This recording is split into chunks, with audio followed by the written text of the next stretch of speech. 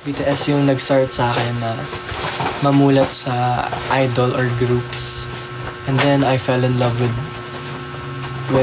performing. Tapos, ayun. After kasi ako, ito honest to guys, makinig kayo maigi.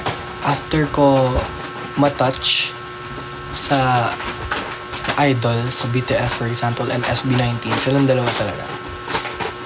After ko matouch and naging motivated ako, naging inspiration ko sila, I knew how it changed me in a good way. Like, it brought out something na nasa loob ko lang. So I wanted to like give it back to the people na alam kong may same ng pinagdadaanan sa akin. Come on. Like, alam ko kung paano nabago yung ng music, ng performance, yung buhay ko. Like, it helped me through dark times, mga bad times na ayaw mo maalala. Tinulungan ako ng music and ng favorite kong artist na malagpasan yun. So, alam ko kung paano ako naligtas. Kaya gusto ko ding ibalik yung favor to the people. And I wanna save people. And I wanna be The very best. uy, iba yun, the Pokemon yun. Ayan, like gusto kong maging someone sa mga tao. Ganun. Parang kasi I know how it feels. I know how it feels to be lonely. Like yung parang pakiramdam yung mag-isa ka lang. And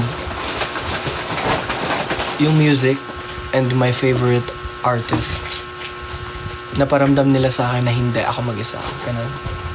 Kaya I want to do the same thing to the people who need someone, who need something to listen to. Ganun. Kaya yun yung nagpa-motivate sa akin to become an idol. My performance, my passion in performing, my passion in songwriting, at saka yung mga tao, the people.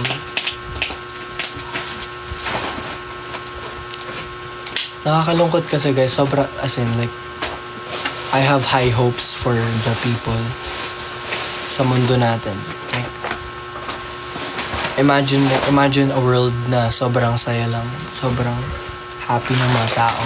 All of us get along, walang problema, walang nag-aaway.